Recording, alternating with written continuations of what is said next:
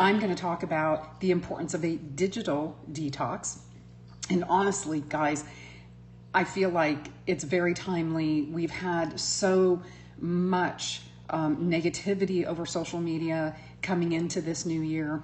And many of us, I know, are steeped in what's going on in our pandemic and our political environment and so forth, on top of the things that you might have already been following in your social media.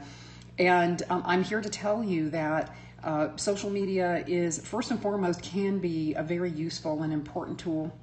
It's here to stay. It is something that we all need to learn how to properly use. I believe it's our responsibility, each of us, to understand the power of the tool of social media, and more importantly, how to use that tool properly to support and promote and move our lives forward versus the way social media is typically used, which is dramatized, inflammatory, and very negative in many cases.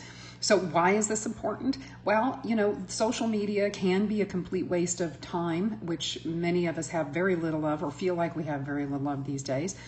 It absolutely increases our stress load, which I don't know about all of you, but for me, I feel like I'm at as much as I can handle, both personally and globally, in terms of stress these days.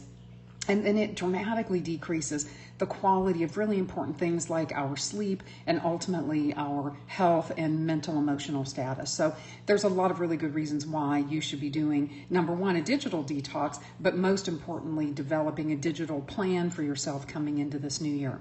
So how do we do that? Some I think important things to consider that I have found work well for me.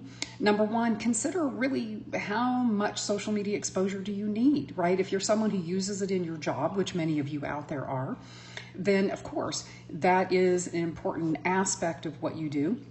Then confine your social media use to the things that promote and further your work environment.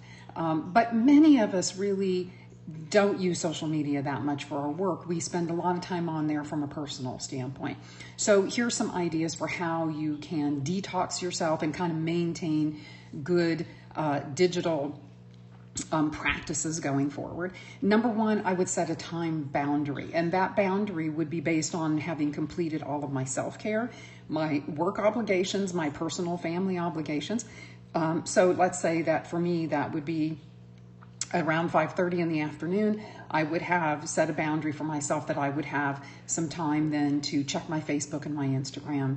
And also setting then a time limit, because as most of you know, once we get on there, it can really be the rabbit hole, right? You just go down that rabbit hole, and when you come to, it's hours later, and you're probably not even 50% of the way through the postings that happened in the last 3 or 4 hours, right? It's just crazy how much goes on in social media.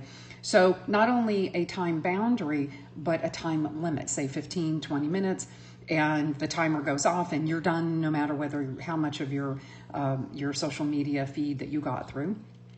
And then for me, something that's been extremely helpful is to set specific content filters. So for me, when you're just quickly flipping through an Instagram or a Facebook, your nervous system's getting little flashes of the information that's going by, but trust me, it's getting it. So if there's an inflammatory statement or an inflammatory picture or an inflammatory title of something, even though you don't stop to read it or stop to really pay that much attention to it, you absolutely are getting that information. Your nervous system is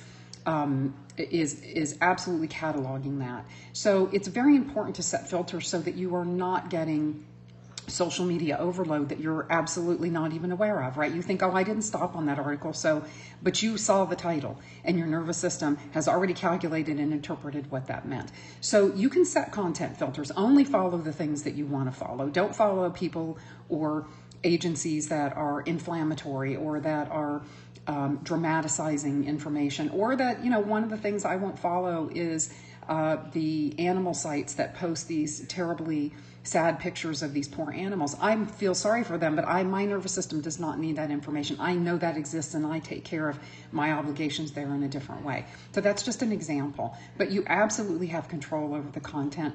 You just have to set it up that way. So just to review, how do we do a digital intention? How do we set up a program? We set time boundaries where we do not access social media personally until we've done all of our self-care first and foremost, especially your meditation. That will help to temper any dramatic news that you do get in social media. Your work obligations, your personal family obligations.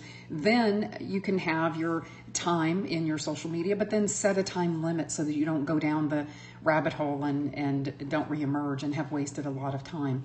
And then finally set specific content filters so that you're following the things that support you, that enrich you, that further you. Social media is a great tool for learning and developing and enriching ourselves, but unfortunately, I think most of us use it as an outlet for just numbing ourselves after a crazy, stressful day. So I hope that you find this information helpful. I think in terms of a detox, I would challenge all of you to maybe take a week off of personal social media access and put your phone down and spend some time really talking to your family, or make some phone calls to family, since we all are still very much in social distancing, or maybe take the time for a creative project or do a puzzle. I mean, there's all kinds of things that you could do with that time that you're spending in you're flipping through your social media feed. So hopefully you found this information helpful. I challenge all of you to do a digital detox, post about it on Level 10 Health webpage. And if you aren't